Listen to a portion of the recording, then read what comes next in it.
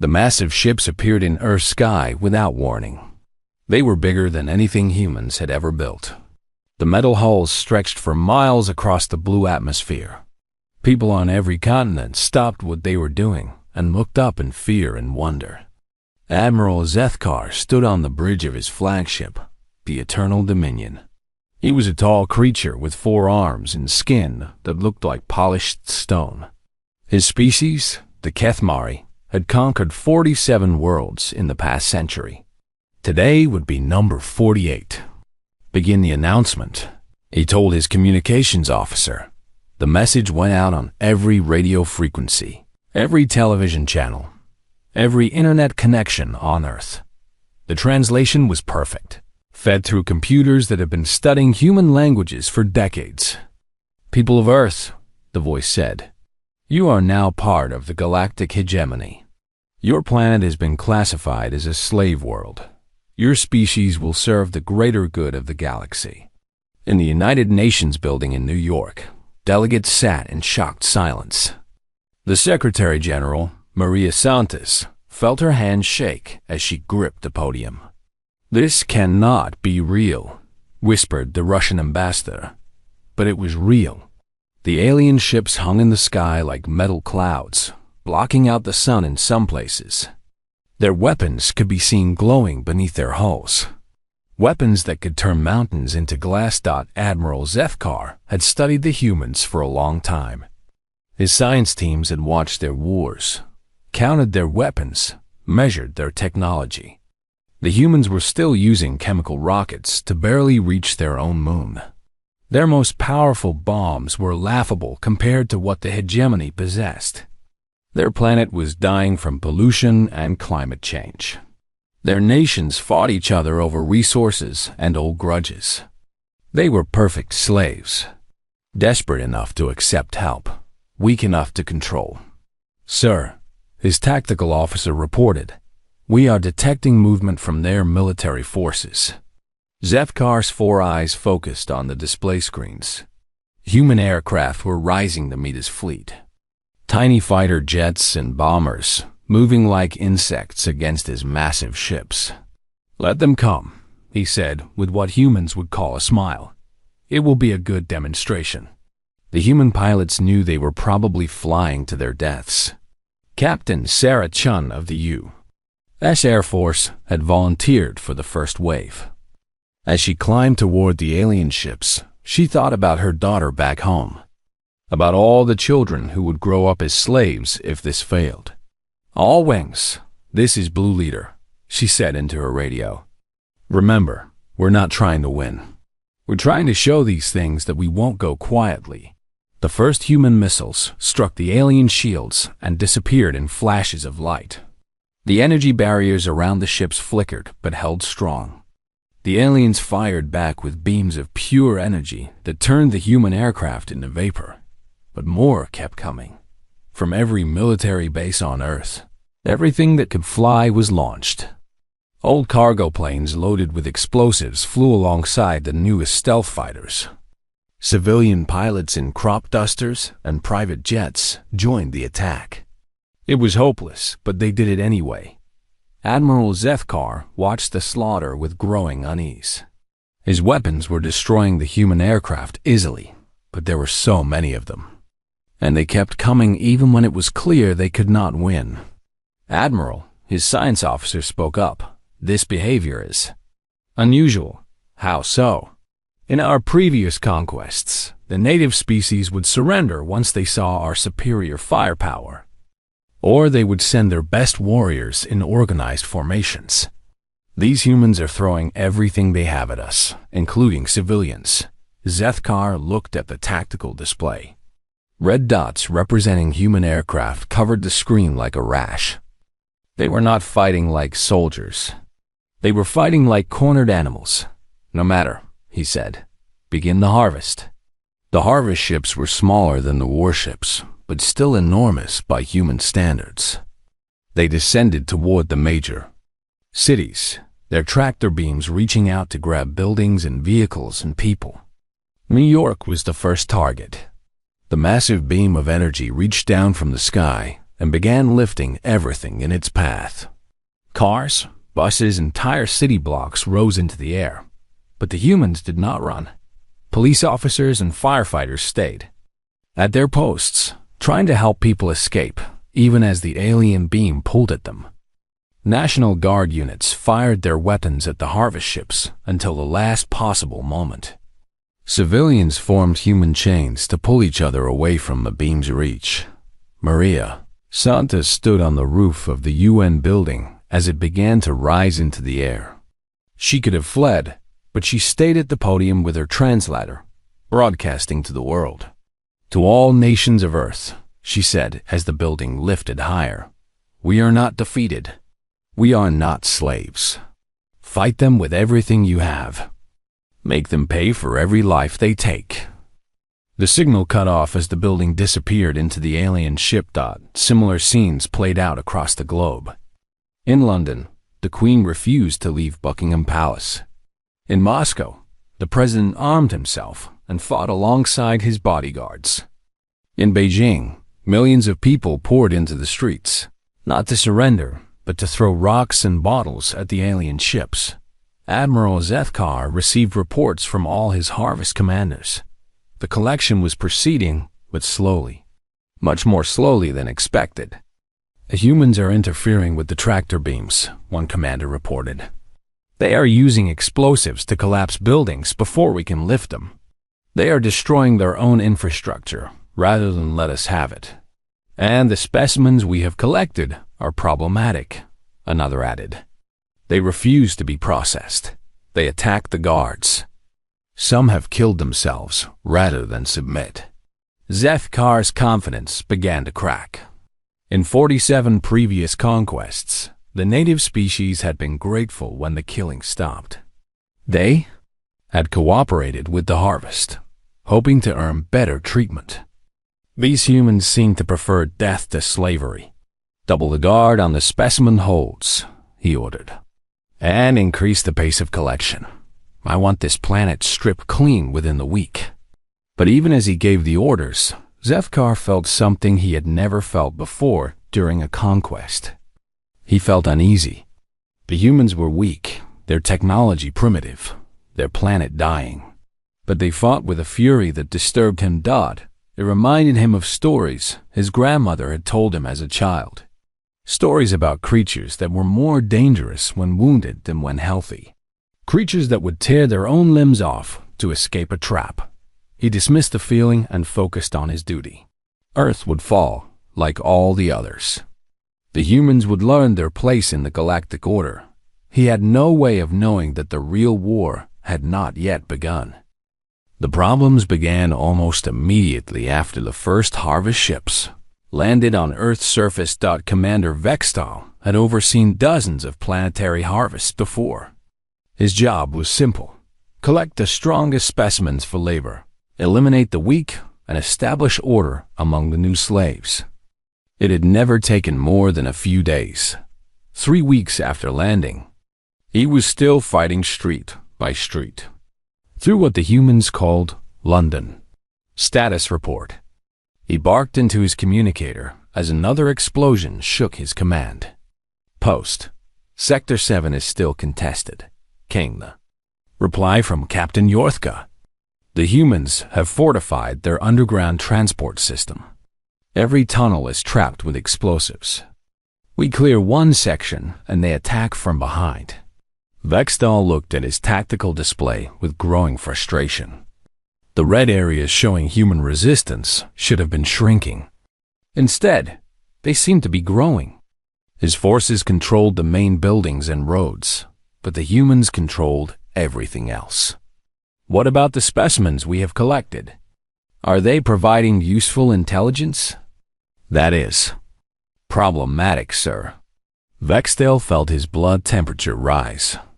Explain. The humans refuse to cooperate under interrogation. We have tried pain stimulation, fear conditioning, and reward systems.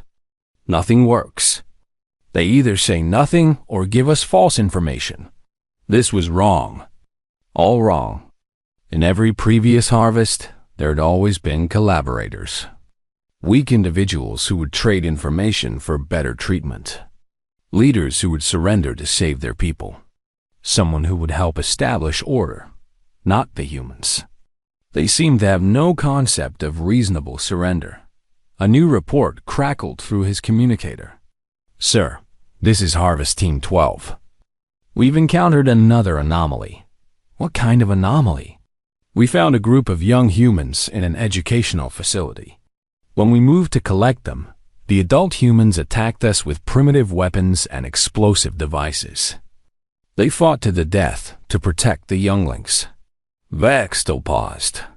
"The adults sacrificed themselves for offspring that were not their own?" "Yes, sir." "And the younglings?" "They did not run when the adults fell. They continued fighting with improvised weapons." This violated everything Vextel knew about civilized behavior. Adults protecting their own young was normal. But protecting the young of others, and young fighting instead of fleeing, suggested a level of group loyalty that bordered on mental illness. "Sir," another voice interrupted. Medical team reporting. "We need to discuss the human specimens." Dr. Melteran was the fleet's chief zoobiologist. She had studied hundreds of species and thought she understood the basic patterns of intelligent life. The humans were breaking all of her theories. "The humans are physically much more resilient than we expected," she reported to Vextel. "Their bone density is extreme. Their muscle fibers are designed for explosive movement. Their cardiovascular system can function under tremendous stress. That explains why they fight so hard," Vextel said. "They are naturally aggressive." "No, sir, that's not correct. They are not naturally aggressive in the way we understand it. They are naturally adaptive. Their brains show incredible flexibility under stress. They learn from each encounter and adjust their tactics." She brought up a holographic display showing human brain scans. "Look at this. When we capture a human, their brain activity increases rather than decreases. They are constantly processing information, looking for weaknesses, planning escapes. And their pain tolerance is beyond anything we have recorded. We had to increase our interrogation equipment settings by 300% just to get their attention." Vextel studied the data with growing concern. "What are you saying, Doctor?" "I'm saying we may have made a fundamental error in classification. These humans are not a slave species. They are a predator species that happens to be technologically behind us." The implications hit Vextel like a physical blow. Predator species were never harvested. They were either allied with or eliminated entirely. There was no middle ground. "That's impossible," he said. "Look at their planet. They fight among themselves constantly. They poison their own air and water. They cannot even unite their own species." "Sir," Dr. Melteran said carefully, "what if that behavior is not a sign of weakness? What if it is training?" Before Vextel could respond, alarms began blaring throughout the command ship. Emergency lights bathed the bridge in red. "Report," Vextel shouted. "Sir, we're detecting massive energy signatures from the outer system. Something is approaching fast." The main display screen lit up with sensor data. Dozens of objects were moving toward Earth from the asteroid belt and the outer planets. They were moving too fast to be natural objects, but they did not match any known human technology. Admiral Zethkar appeared on the communication screen from his flagship in orbit. His 4 eyes were wide with concern. "Commander Vextel, what is your assessment of the surface situation?" "The harvest is proceeding, but resistance is much stronger than anticipated. Admiral, we may need to revise our classification of this species." "That may not be necessary," Zethkar said grimly. "We have a larger problem. Long-range sensors are detecting incoming vessels. Hundreds of them. Human reinforcements? That's impossible. We monitored their space capabilities for decades. They have barely left their own moon. That's what we thought. But these ships are not coming from Earth. They are coming from throughout the system. Hidden bases, asteroid mining operations, deep space stations that we never detected. The tactical officer's voice cut through the conversation. Admiral, we're receiving a transmission from the incoming fleet. Put it through. The voice that came through the speakers was human, but calm and cold in a way that made Vextel's skin crawl. Attention Galactic Hegemony Forces. This is Admiral Rachel Morrison, commanding the Soul Defense Network. You have 30 minutes to release all human prisoners and withdraw from Earth orbit. After that time, we will begin shooting.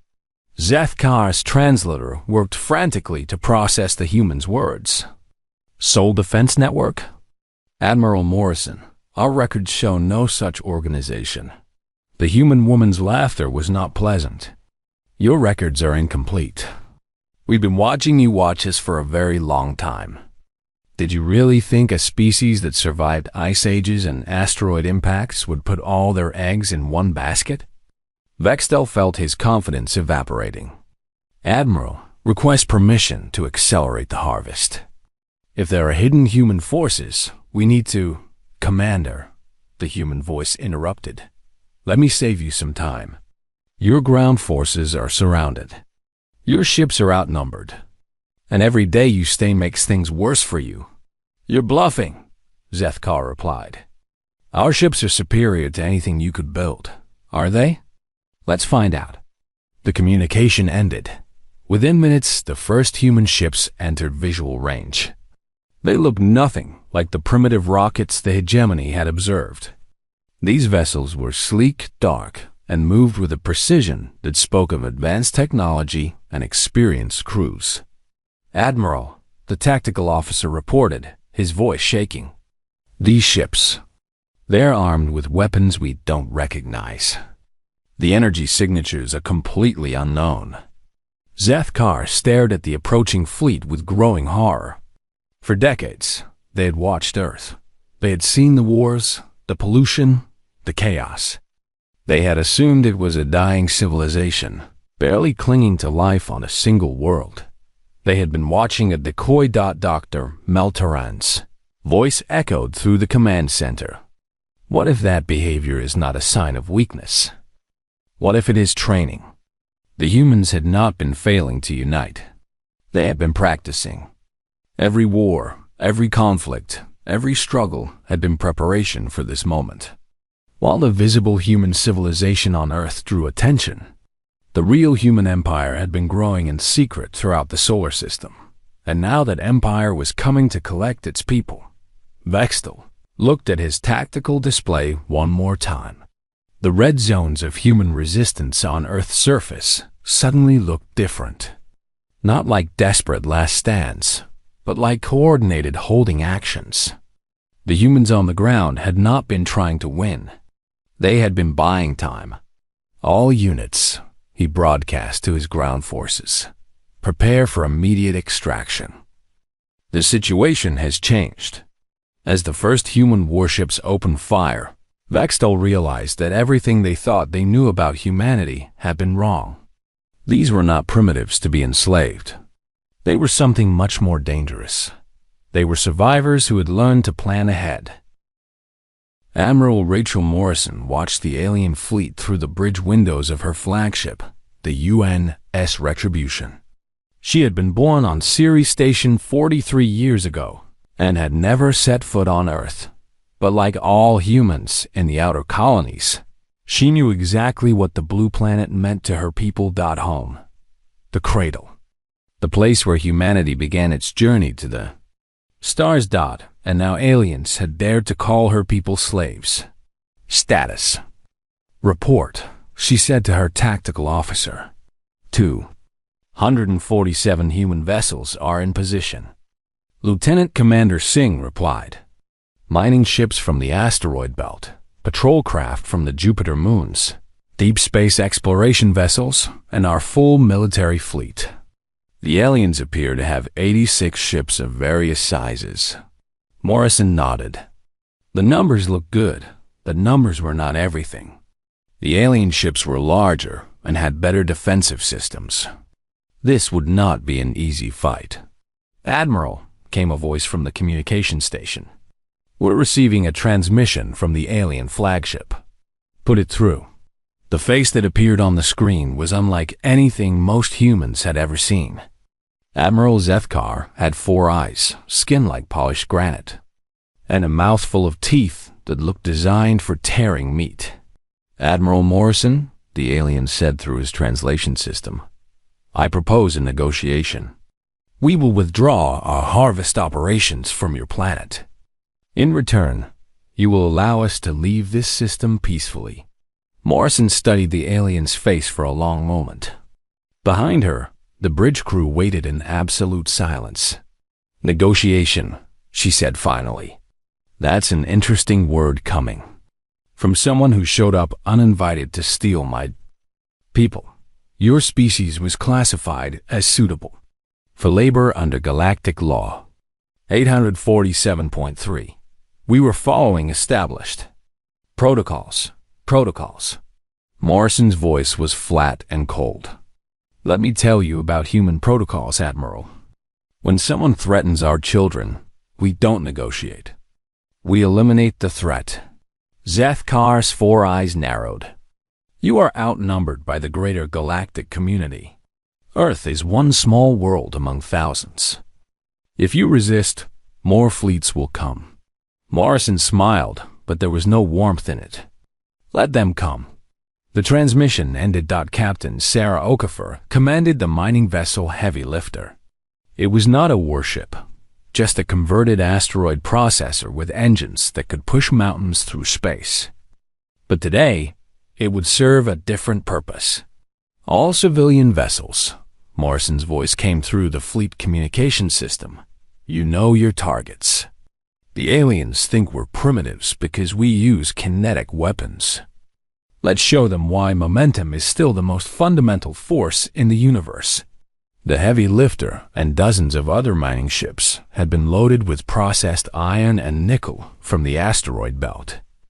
Thousands of tons of metal, accelerated to incredible speeds by engines, designed to move planetary bodies. The alien ships fired their energy weapons as the human fleet approached. Beams of coherent light that could vaporize mountains struck the human vessels. But the humans had learned from watching alien technology for decades. Their ships were covered in ablative armor and reflective surfaces that scattered the energy beams. More importantly, the human ships were expendable. Every vessel in the fleet had been built with one purpose: to get close enough to the alien ships to hurt them. The first salvo of kinetic projectiles struck the alien fleet like a hammer blow. Chunks of processed metal moving at tremendous speed punched through energy shields and armor plating that had never been designed to stop solid projectiles. On the bridge of the Eternal Dominion, Admiral Zethkar watched in horror as 3 of his cruisers simply disappeared in explosions of vaporized metal. "How are they doing this?" he demanded of his science officer. "Admiral, their weapons are completely kinetic. Solid projectiles accelerated to extreme velocities. Our shields are designed to deflect energy weapons, not physical impacts, then adapt the shields. Sir, that would require a complete reconfiguration of our defensive systems. It would take hours. Hours they did not have." The human fleet was already launching a second wave of attacks, but the humans were taking losses too. The alien energy weapons were devastating any ship they could focus fire on. The UN's Defiance, a patrol ship from Europa, took a direct hit and simply ceased to exist. The mining vessel New Horizon lost its engine section and went spinning into the void. Morrison watched her people die and felt something cold settle in her chest. Every loss was a friend, a colleague, someone she had trained with or shared meals with. The outer colonies were small communities where everyone knew everyone. "Admiral," her tactical officer reported, "we're receiving distress signals from Earth. The aliens are accelerating their ground operations." On the planet below, Commander Vextal had received new orders from Admiral Zethkar. With the human fleet engaging the orbital ships, There was no time for a careful harvest. The ground forces were to collect as many specimens as possible and prepare for immediate departure. But the humans on Earth had other plans. Marcus Webb had been a construction foreman before the aliens arrived. Now he was something else entirely. He stood in the ruins of downtown Chicago, surrounded by a makeshift army of police, firefighters, construction workers, and ordinary citizens who had picked up weapons. "Listen up," he shouted over the sound of alien aircraft overhead. "Those ships up there are fighting for us. Our job down here is simple. Make sure the aliens can't take anyone else." The plan was desperate but effective. Every major city had been evacuated into the underground systems, subways, storm drains, utility tunnels, abandoned mines. The humans had turned their own cities into traps. When the alien harvest ships came down to collect more people, they found only empty buildings rigged with explosives. And when they tried to follow the humans underground, they found themselves in a nightmare of booby traps and ambush. Sergeant Kim Patel had been with the British Special Air Service before the invasion. Now she led a mixed group of soldiers and civilians through the London Underground, striking at alien patrols and disappearing before they could respond. "The key is mobility," she explained to her team as they prepared another ambush. "We know these tunnels better than they do. We hit them hard, kill as many as we can, and vanish. Make them afraid to leave their ships." The tactics were working. The alien ground forces found themselves trapped in urban warfare against an enemy that refused to fight fair. Every building could hide snipers. Every sewer entrance could conceal a bomb. Every civilian could be carrying weapons. Commander Vestal's carefully planned harvest operation was falling apart. His troops were taking casualties in every engagement, and the specimens they managed to collect were minimal compared to their losses. "Sir," his communications officer reported, "Admiral Zethkar is ordering immediate evacuation. The orbital battle is not going well. In space, Admiral Morrison's fleet was paying a terrible price for every alien ship destroyed. But they were winning. The human ships moved with a coordination that spoke of long practice and careful planning. They used the asteroids and debris fields as cover, striking from unexpected angles and vanishing before the aliens could retaliate effectively.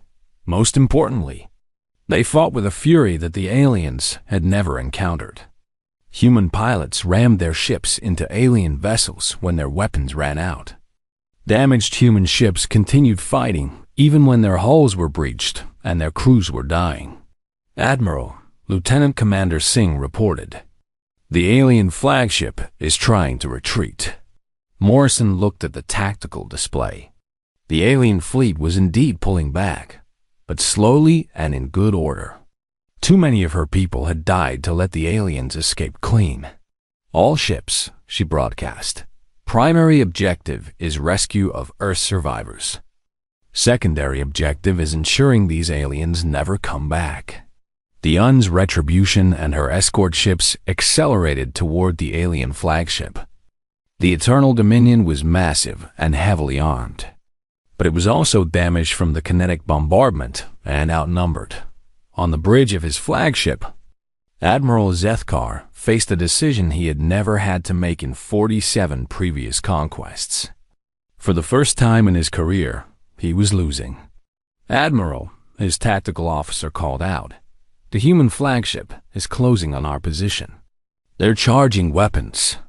Zethkar looked at the display screen showing the approaching human ship. It was smaller than his vessel, built for function rather than intimidation. But it moved with a purpose that chilled him. These humans did not fight for territory or resources or political advantage. They fought for something he was only beginning to understand. They fought for each other. "Signal the fleet," he ordered. "General, retreat. Abandon the harvest."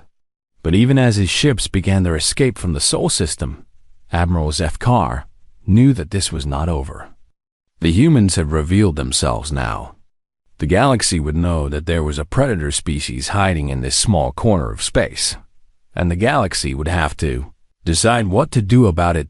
As the last alien ship disappeared into hyperspace, Admiral Morrison began the long task of rescuing human survivors from Earth and counting their losses. The battle was won, but the war was just beginning. The humans had announced themselves to the galaxy in the most violent way possible. There would be consequences. The Galactic Council Chamber was a vast sphere of polished crystal that floated in the zero gravity at the center of Nexus Prime. Representatives from hundreds of species had gathered for an emergency session. Their various forms of breathing apparatus, creating a symphony of hisses and clicks in the artificial atmosphere. High Counselor Ithlara called the assembly to order with a pulse of bioluminescent light from her tentacled body. As the eldest member of the council, she had witnessed the rise and fall of dozens of civilizations. She had never seen the chamber so filled with fear. We are here to address the failure of the Sol System harvest and the emergence of what appears to be a previously unknown military force, she announced. Admiral Zethkar will provide his report. The Kethmari Admiral's image appeared in the center of the chamber. He looked older than when he had departed for Earth. His stone-like skin cracked with stress lines. Honorable Counselors, he began, I must report that Harvest Operation 847.3 has ended in complete failure. The species designated as human has proven to be misclassified. A ripple of concerned sounds echoed through the chamber. Harvest operations had never failed completely. Some took longer than others, required more resources, but they always succeeded eventually. Define misclassified, said Counselor Rexstick, whose insectoid species controlled 12 sectors. Zethkar's 4 eyes dimmed with what humans would recognize as shame. The humans are not a primitive slave species, as our scouts reported. They are a technologically advanced predator species that has been deliberately hiding their capabilities. Impossible, screeched Counselor Hithron, a bird-like creature whose species specialized in intelligence gathering. We monitored their planet for over 50 of their years. We saw their wars, their pollution, their inability to cooperate even among themselves. With respect, Counselor, we saw what they wanted us to see. While we watched their homeworld, they were building a hidden empire throughout their star system. Mining operations in asteroid fields, research stations on outer planets, military bases on dead moons. All completely concealed from our sensors. The chamber erupted in alarmed chatter. How was it possible for an entire civilization to hide from the most advanced intelligence services in the galaxy? High Counselor Ithlara pulsed for silence.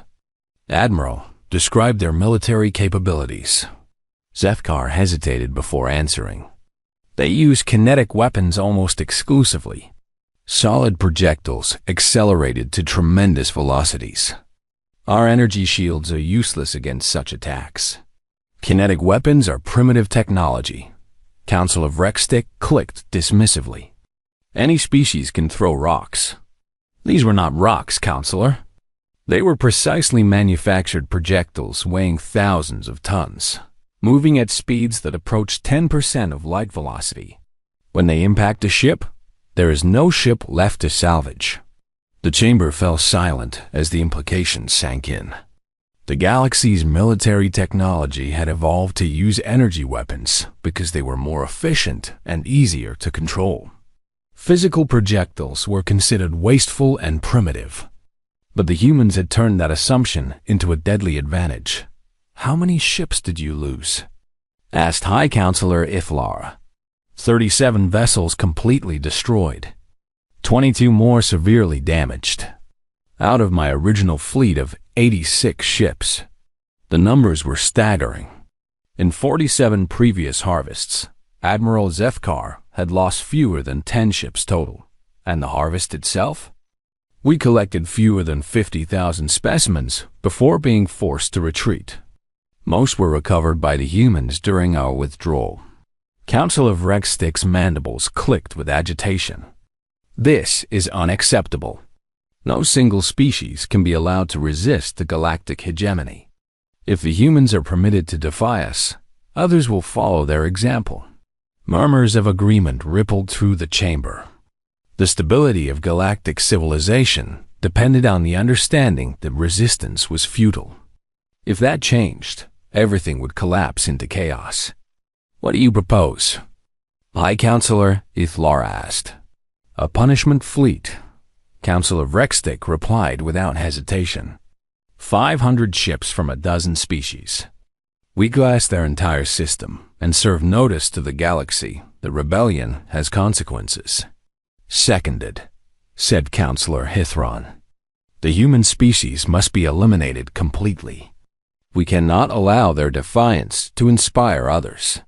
But as the Council debated the formation of a punishment fleet, events were already moving beyond their control.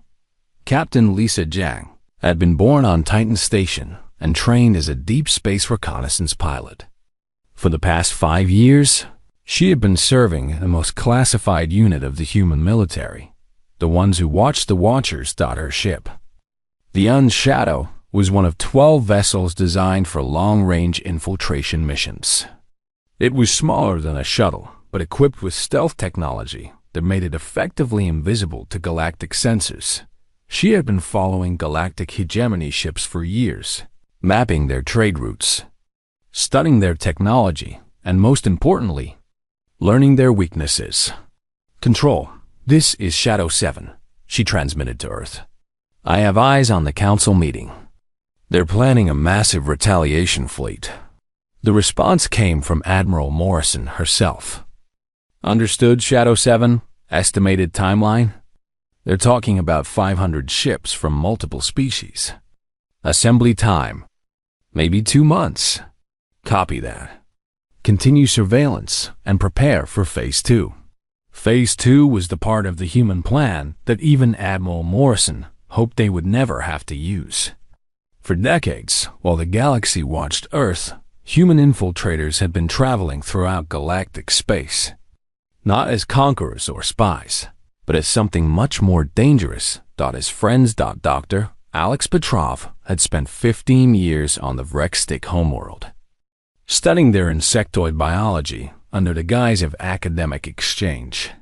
The Rexstick were proud of their scientific achievements and eager to share with other species. They had no idea that Dr. Petrov was actually a human military biologist. He had learned everything about Rexstick physiology, including their one critical weakness. Like many insect species, they were vulnerable to specific protein toxins that could disrupt their nervous systems. When the activation signal came from Earth, Dr. Petrov was ready. The bioweapon he released into the Rexstick capital's water supply was precisely tailored to their genetic structure. It would be harmless to any other species, but absolutely lethal to the Rexstick. Within hours, the entire planetary government was dead. Similar attacks happened simultaneously across the galaxy. Human infiltrators who had spent years building relationships, gaining trust, and learning secrets struck at the same moment. On the Hithran homeworld, Lieutenant Sarah Park activated a computer virus she had spent 3 years designing. It spread through their entire information network in minutes, crashing their economy and their ability to communicate with their colonies.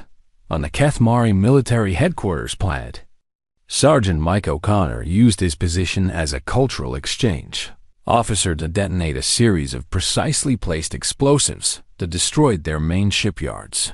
Across the galaxy, critical infrastructure failed, governments collapsed, and military forces found themselves blind and leaderless. In the Galactic Council chamber, High Counselor Ithlara received the first emergency reports with growing horror.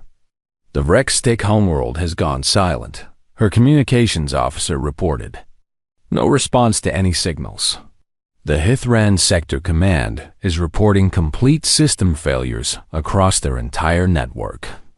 Kethmari Military Command is requesting emergency assistance. Their shipyards have been destroyed. The reports kept coming. Species after species reporting catastrophic failures, terrorist attacks, system-wide breakdowns, all happening at exactly the same time. How is this possible? Counselor Hithron screeched, his feathers standing on end. How could so many critical failures happen simultaneously? The answer came in a transmission from Earth that reached every functioning communication system in the galaxy. Admiral Rachel Morrison's image appeared in the council chamber. She was wearing her full dress uniform and looked directly into the camera with cold, steady eyes. "Members of the Galactic Council," she said, "this is Admiral Morrison of the Soul Defense Network. Your forces attempted to enslave our people. We consider this an act of war." High Counselor Ithlara felt her tentacles go rigid with fear. "Admiral Morrison, surely we can negotiate." "We tried negotiation," Morrison interrupted. "Your Admiral Zethkar rejected our offer of peaceful withdrawal. So now we're speaking the only language you seem to understand. You are one species among hundreds." Counselor Hithron protested. "You cannot fight the entire galaxy." Morrison smiled, but it was not a pleasant expression. "We're not fighting the galaxy, Counselor. We are the galaxy. For 50 years, we've been living among you, learning from you, becoming your friends and colleagues and trusted advisors. How do you think we learned so much about your military capabilities?" The terrible truth began to dawn on the council members. The humans had not just been hiding on the outskirts of galactic civilization. They had been infiltrating it. Every world, every station, every ship in your space has humans on it, Morrison continued. They've been there for decades, preparing for this day. And now that you've threatened our homeworld, they have their orders. What do you want? High Counselor Ithlara asked, her voice barely a whisper. What we want, Morrison said, is very simple. You leave humanity alone. Forever. 6 months after the failed harvest of Earth. The galaxy was dying. High Counselor Ithlara floated in the ruins of what had once been the most magnificent conference chamber in known space. The crystal walls were cracked and darkened, life support systems failing, and half the delegate positions empty forever. The Rextic homeworld was silent. An entire species of 12 billion individuals simply gone. The bioweapon the humans had unleashed was so precisely targeted that it left their cities intact but their streets filled only with empty shells. The Hithran had survived, but their civilization had not. Without their information networks, their far-flung colonies could not coordinate trade or defense. Pirates and warlords picked off their outer worlds while their core systems struggled with economic collapse and civil war. The Kethmari military machine, once the backbone of galactic hegemony enforcement, was crippled. Their shipyards destroyed, their command structure decapitated. Their remaining fleets scattered and demoralized. And still the humans were not finished. Counselor, her aide whispered, we're receiving another transmission from the Sol system. Indalara's tentacles drooped with exhaustion.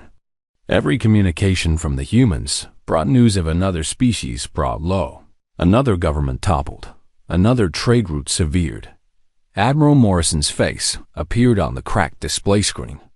She looked exactly the same as she had 6 months ago, but somehow the calm in her eyes had become even more frightening. Aye, Counselor, Morrison said with polite formality. I thought you should know that the Zeftai have agreed to our terms. The Zeftai had been one of the few species to maintain neutrality in the growing conflict. Their merchant fleets carried goods throughout the galaxy, and their banks financed trade across hundreds of worlds. If they had surrendered to human demands, what terms? Ithlara asked, though she suspected she already knew. Complete withdrawal from all human-claimed systems. Recognition of human sovereignty. And most importantly, they've agreed to stop using slave labor entirely. The economy will collapse, Ithlara protested weakly. Half the galaxy's infrastructure depends on forced labor. Morrison nodded. Yes, it will.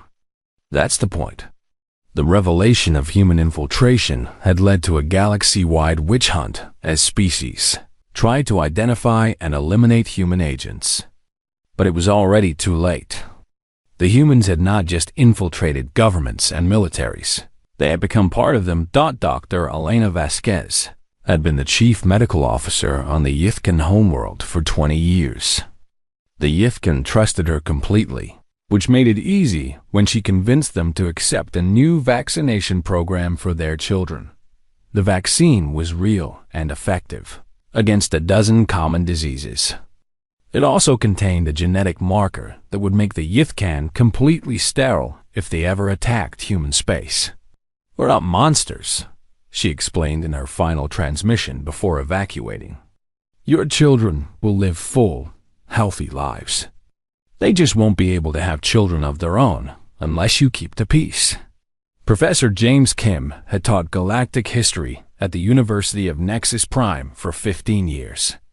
His students loved him for his passionate lectures about the rise and fall of civilizations. None of them suspected that he was rewriting their textbooks in real time, gradually changing the historical narrative to make human values seem more reasonable and attractive. When the crisis began, half of his former students were already in positions of influence throughout the Galactic Council bureaucracy. They carried his ideas with them, spreading human concepts of individual rights and species autonomy like a philosophical virus. Captain Maria Santos had spent a decade as a shipping coordinator in the Galactic Commerce Authority. She knew exactly which trade routes were critical to which species, which resources flowed where, and what would happen if those flows were suddenly interrupted. When she activated the computer, viruses she had been quietly installing for years, she did not destroy the galactic economy. She redirected it. Critical shipments began arriving late or at the wrong destinations. Payment systems developed glitches that always seemed to favor human-friendly species. Trade agreements mysteriously disappeared from computer databases. But perhaps the most devastating attack came from someone whose existence the Galaxy Council had never suspected. Admiral Morrison received a priority transmission from Agent Phoenix, humanity's highest-placed asset in the galactic government. "Admiral," the familiar voice said, "it's time for the final phase." For 30 years, Agent Phoenix had been the Galactic Council's most trusted military advisor. They had guided strategy decisions, recommended resource allocations, and helped plan the expansion that had brought slavery to a dozen new species. They had also been feeding every piece of information back to Earth. "Understood, Phoenix. Execute Operation Prometheus." Agent Phoenix walked into High Counselor Ithlara's private office as they had done thousands of times before. The counselor looked up from her displays, showing the latest reports of system failures and economic collapse. "Phoenix," she said wearily, "please tell me you have some good news." "I do have news," Agent Phoenix replied, removing their translation device and speaking in perfect human English for the first time in 3 decades. "Though I doubt you'll find it good." Ithlara's tentacles went rigid with shock. You're human." "Yes, and I've been sending every military secret, every strategic plan, every weakness of every species in the galaxy back to Earth since before you were born." The High Counselor's breathing apparatus wheezed as her respiratory system struggled with the shock. "That's impossible. Phoenix has been with the Council for 30 years. We scanned you, tested you, verified your genetic structure." Agent Phoenix smiled sadly. "Genetic modification, surgical alteration, biochemical enhancement, and 30 years of the best acting classes Earth had to offer. It wasn't easy, but it was necessary." "Why?" Ithlara whispered. "Why would you do this to us?" "Because someone had to be ready for this day," Phoenix replied. "When you came to enslave our people, did you think we would just accept it? Did you think there would be no consequences? Phoenix activated a small device that had been hidden in the council chambers for years. The master computer core that controlled everything from life support to communications began systematically wiping itself clean. "This isn't over," Iflara said desperately. "There are still species that resist you. The Outer Rim territories, the isolationist worlds, the deep space nomads. They'll never surrender." "You're right," Phoenix agreed. "Some species will never accept human terms. They'll fight to the end, go down with their ships, die as free beings rather than live under our rules." Iflara felt a moment of hope. If some species would resist, perhaps the galaxy could still be saved. "We respect that choice," Phoenix continued, crushing that hope. "Those species will be left alone to live or die as they choose. But they'll do it on dead worlds, cut off from galactic civilization, with no trade, no communication, and no technology more advanced than what they can build themselves. And the rest of us? The rest of you will adapt. Learn to live without slave labor. Learn to treat other species as equals instead of resources. Learn to ask permission instead of taking what you want."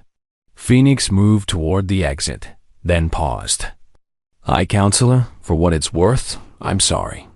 Many of your people are good individuals who never wanted to hurt anyone. But your civilization was built on the suffering of others. It was always going to end this way eventually." As Phoenix left, Iflara was alone with the dying displays and failing life support. Around her, the last functioning government in the galaxy was collapsing just like all the others. 3 years later, the transformation was complete. The galactic hegemony was gone. In its place was a loose confederation of independent species, each governing their own worlds according to their own values.